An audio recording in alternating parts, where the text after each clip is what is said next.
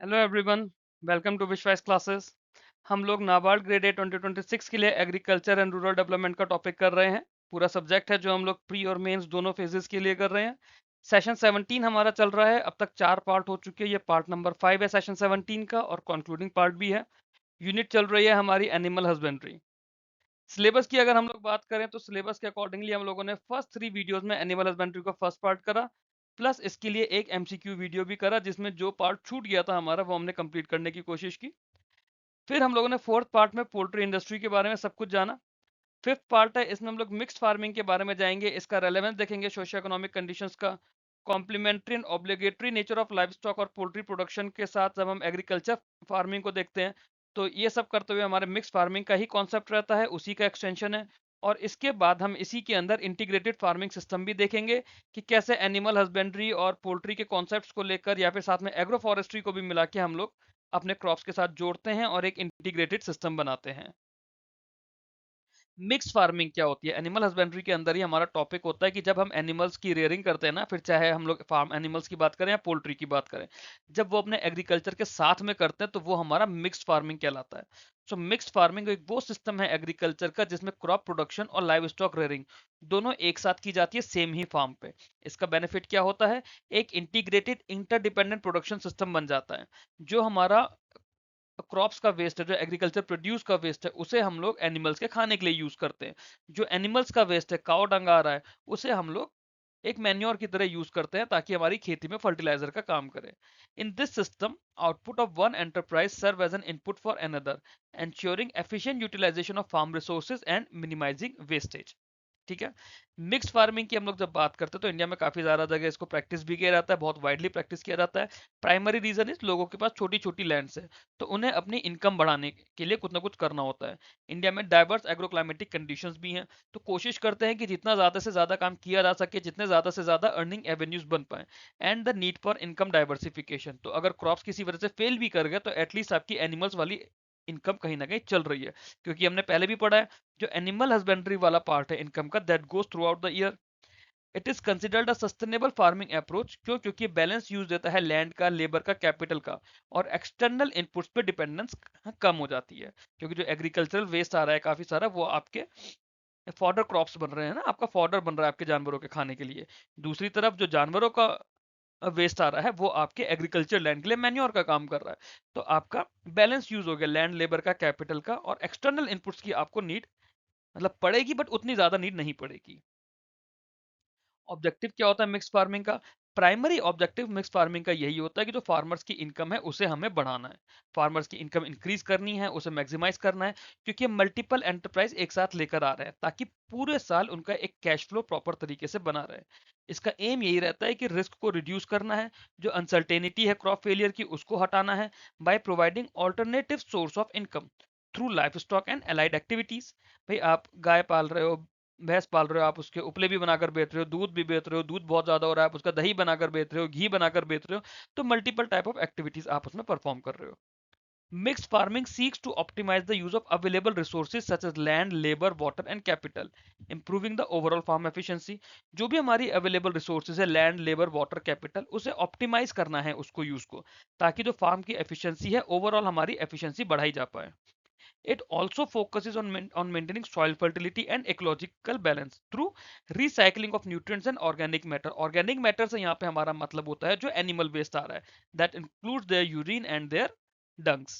फिर चाहे वो बकरी हो, गाय हो, भैंस हो, उनके वेस्ट को यूज किया जाता है। उनके वेस्ट से एट दी एंड, क्योंकि नाइट्रोजनस वेस्ट होता है, कुछ मिनरल्स भी होते हैं, तो उनके वेस्ट से हमारी जो सॉइल होती है वो और ज्यादा प्रोडक्टिव होती है। टाइप्स ऑफ मिक्स फार्मिंग क्या होती है? एक होती है crop live stock mix farming. Crop live stock mix farming के अंदर क्या होता है? It is the most common type of mix farming जिसमें क्रॉप और लाइव स्टॉक एक साथ रेस किए जाते हैं with strong interdependence between the two components. ठीक है, क्रॉप्स भी आपके साथ साथ चल रहे हैं, लाइव स्टॉक भी साथ साथ चल रहा है। जो क्रॉप रेसिड्यू है जैसे स्ट्रॉ हो गया या हस्क हो गया, वो एनिमल्स के लिए फीड का काम करता है। और जो लाइव स्टॉक है वो मैन्योर प्रोवाइड करता है जिससे हम लोग फर्टिलाइजर के लिए यूज करते हैं क्रॉप्स में। तो इस सिस्टम से क्या हुआ, जो हमारा इनपुट कॉस्ट है वो हमारी कम हो गई। क्यों? हमें बाहर से फर्टिलाइजर नहीं खरीदना पड़ रहा, बाहर से अपने जानवरों के लिए खाना नहीं खरीदना पड़ रहा, तो हमारी प्रोडक्टिविटी तो बढ़ गई, इनपुट कॉस्ट कम हो गई, तो एक क्लोज लूप न्यूट्रिएंट साइकिल हमारी बन जाती है। फिर क्रॉप डेयरी फार्मिंग होती है। क्रॉप डेयरी फार्मिंग के अंदर क्या होता है, जो क्रॉप प्रोडक्शन है उससे हम लोग डेयरी फार्मिंग के साथ कंबाइन कर रहे हैं, जहाँ पे मिल्क प्रोडक्शन जो है एक रेगुलर सोर्स ऑफ इनकम बन जाता है। इसके अलावा फॉडर क्रॉप्स को कल्टीवेट किया जाता है स्पेशली हमारे डेयरी एनिमल्स के लिए। तो पहले वाले केस में क्या था, क्रॉप प्राइमरी हो गया था, सेकंड वाले केस में क्या है, डेयरी प्राइमरी हो गया है। तो हम लोग इसमें कल्टीवेशन भी स्पेशली फॉडर क्रॉप्स का करते हैं ताकि हमारे डेयरी एनिमल्स की न्यूट्रिशनल नीड्स पूरी हो पाए और प्रॉपरली मिल्क ईड मिल पाए। Dairy farming provide a daily cash flow, making it highly suitable for small and marginal farmers. ठीक। फिर आती है हमारी crop poultry farming. Crop poultry farming के अंदर क्या होता है, जो हमारा क्रॉप कल्टीवेशन है उसके साथ में पोल्ट्री रेयरिंग की बात करते हैं, जहाँ पे पोल्ट्री से हमें एग्स मिलते हैं, मीट मिलते हैं, तो एक एडिशनल इनकम सोर्स बन जाती है। जो पोल्ट्री ड्रूपिंग्स होती हैं they are used as manure for crops, improving soil fertility and reducing fertiliser cost. वही जो पोल्ट्री का वेस्ट होता है, क्योंकि वो नाइट्रोजिनस वेस्ट होते हैं ये। तो आपका जो नाइट्रोजनस जो नाइट्रोजन हमने पढ़ा ना, एक प्राइमरी फर्टिलाइजर रिक्वायरमेंट होता है एन टाइप का, उसकी रिक्वायरमेंट कम हो जाती है, तो जो बाहर से हमें खरीदना पड़ रहा है वो पैसा बच गया हमारा। This system requires relatively low investment and offers quick return due to short production cycles of the poultry. फिर हमारा crop fish live stock system होता है, ये एडवांस इंटीग्रेशन हो रहा है। इसके अंदर क्या हो रहा है, इसमें क्रॉप और लाइव स्टॉक के साथ साथ हम लोग मछली पालन की भी बात करते हैं। उसको हम लोग फिशरीज वाले चैप्टर में डिटेल में समझेंगे मछली पालन में क्या क्या होता है। बट यहाँ पे इन्हें इंटीग्रेट कर दिया जाता है to maximise resource use and productivity. जो लाइव स्टॉक का वेस्ट है पोल्ट्री का है, उसे हम लोग फीड की तरह यूज करते हैं फिश पॉन्ड्स में, और जो पॉन्ड वाटर है उसको फिर हम लोग क्रॉप्स में इरिगेशन के लिए यूज करते हैं। This integrated approach enhances income and sustainability through recycling of resources. तो बेसिकली एक का वेस्ट जो है वो दूसरे के काम आ रहा है। हमारी पोल्ट्री का वेस्ट हुआ या फिर हमारे लाइव स्टॉक का वेस्ट हुआ, वो हमारे फिशेस खा रही हैं। फिशेस से जो वेस्ट वाटर बना, क्योंकि अब उस वाटर के अंदर कुछ हद तक हमारा एनिमल वेस्ट भी है, फिशेस का भी वेस्ट है, वो सारा नाइट्रोजिनस होता है। उस पानी को हमने अपने इरिगेशन के लिए यूज कर ले, तो हमारे प्लांट्स को वहां पे न्यूट्रिएंट्स और मिनरल्स मिलने लग गए, और ये एक साइकिल में गोल गोल घूमता रहेगा। एडवांटेजेस क्या होते हैं मिक्स फार्मिंग की।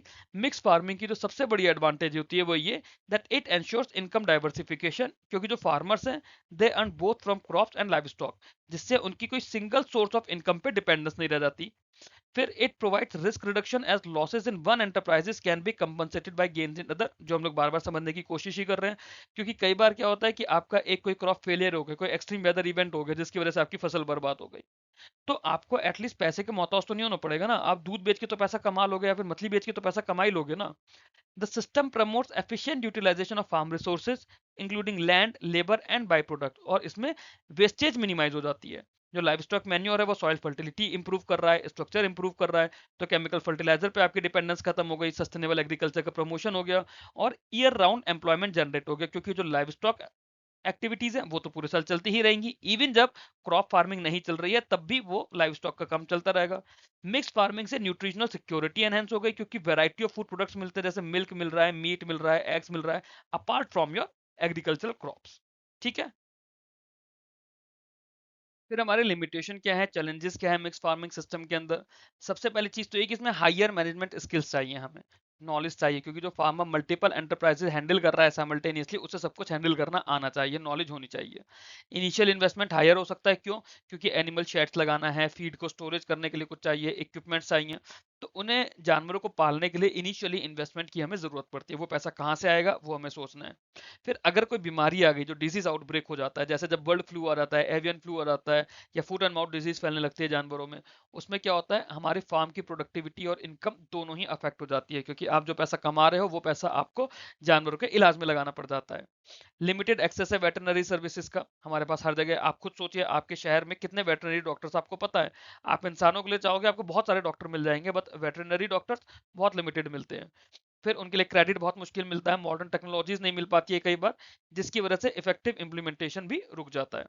मार्केट फ्लक्चुएशन और प्राइस इनस्टेबिलिटी, ये भी आपके क्रॉप्स के लाइव स्टॉक के दोनों ही कंपोनेंट्स के प्रॉफिटेबिलिटी को अफेक्ट करती हैं।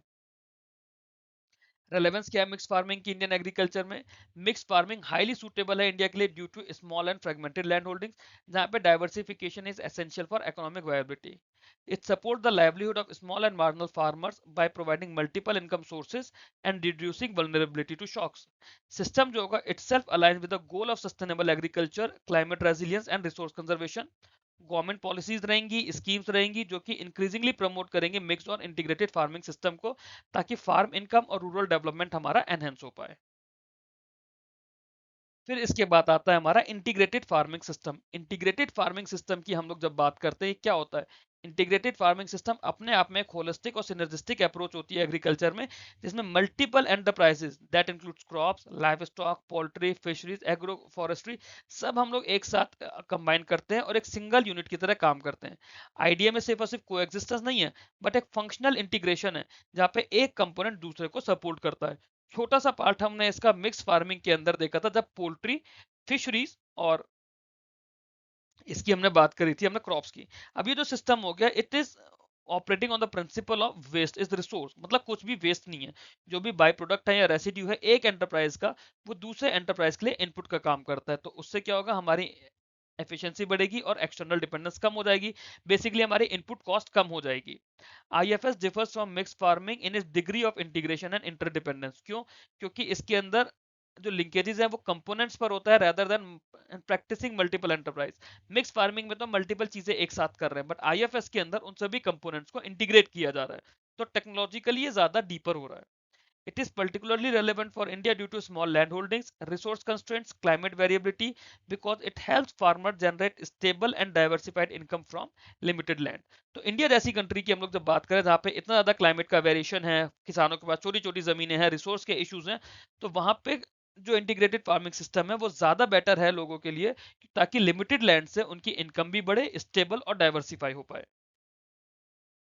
ऑब्जेक्टिव्स क्या होते हैं इंटीग्रेटेड फार्मिंग सिस्टम के? सबसे पहला प्राइमरी ऑब्जेक्टिव क्या है कि हमें अपनी प्रोडक्टिविटी पर यूनिट एरिया बढ़ानी है। प्रोडक्टिविटी बढ़ाएंगे और time by utilising resources efficiently through integration of complementary enterprises. इससे क्या होगा, हमारी इनकम बढ़ेगी किसान भाइयों की। It also aims to enhance farm profitability and income stability. क्यों? क्योंकि जब मल्टीपल एंटरप्राइज एक साथ काम कर रहे हैं तो they ensure continuous returns and reduce seasonal income gaps. The system seeks to reduce production risk by diversifying farm activities. तो फार्म एक्टिविटी जब हम लोग डाइवर्सिफाई कर रहे हैं तो प्रोडक्शन के रिस्क जो है वो भी हमारे कम हो जाएंगे, there by protecting farmers against crop failure, market fluctuation and climatic uncertainties. IFS further promotes sustainability by conserving natural resources, improving soil health, reducing reliance on chemical fertilizers and external inputs. एक और objective है कि ecological balance promote होता है।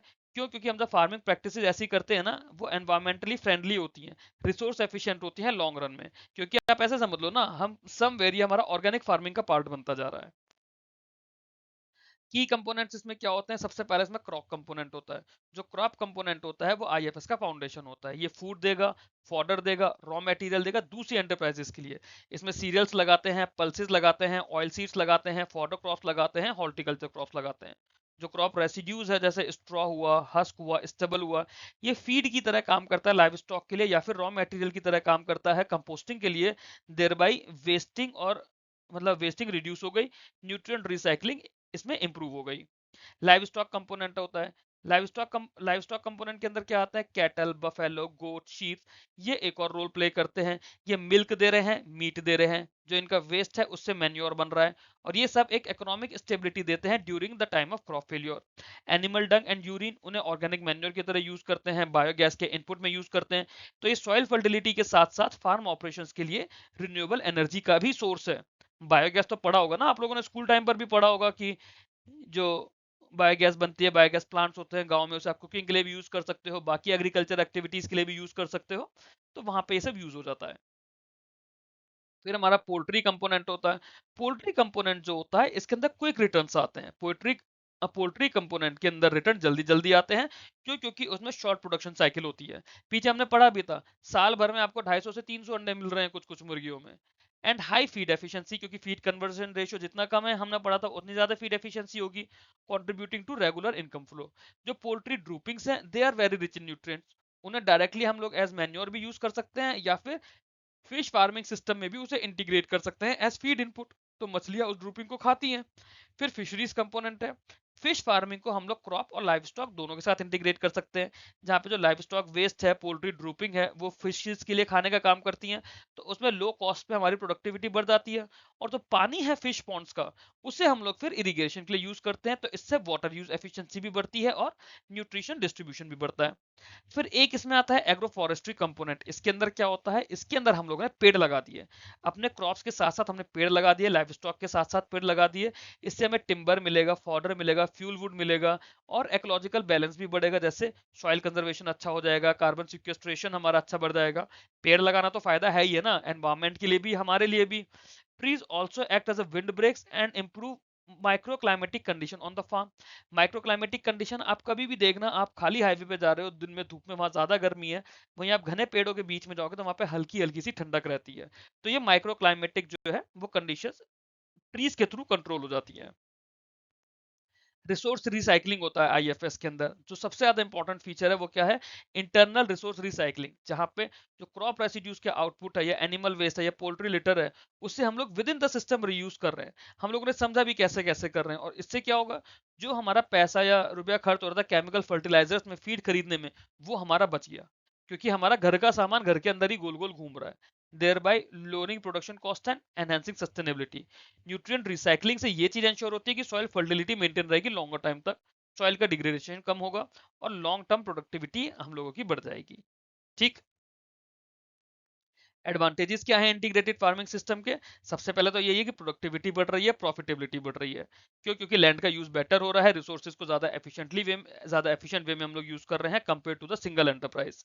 Income diversification मिल रहा है, income stability मिल रही है, क्योंकि मल्टीपल सोर्सेज ऑफ इनकम हो गए थ्रू आउट द ईयर, जो हमारे पास पैसा आता जा रहा है, rather then getting dependent only on the crops, हम अलग अलग चीजों से पैसा कमा रहे हैं।